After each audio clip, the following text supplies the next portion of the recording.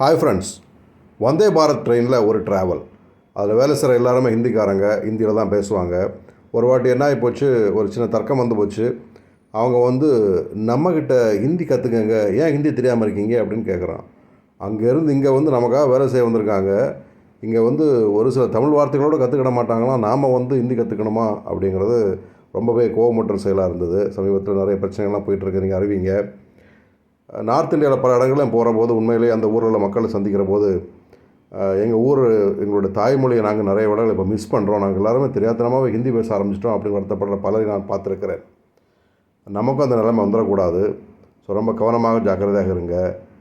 பலரும் இன்றைக்கி என்ன ஏதுன்னு தெரியாமல் தப்பாக இந்த ஹிந்தி இம்போசிஷனை சப்போர்ட் பண்ணிகிட்ருக்காங்க. தயவு செஞ்சு அதனுடைய ஆழத்தை, அர்த்தத்தை புரிந்து கொள்ளுங்கள்.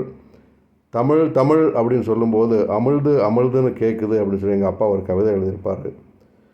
அமிழ்து அப்படின்னு சொன்னால் அமிர்தம். என் தாய்மொழி எனக்கு அமிர்தம். அதை அழிக்க எந்த ரூபத்தில் வந்தாலும் நான் விடவே மாட்டேன் அப்படிங்கிறது நம்முடைய உணர்வாக இருக்கணும். அது நம்முடைய கடமை. தமிழ் வாழ்க.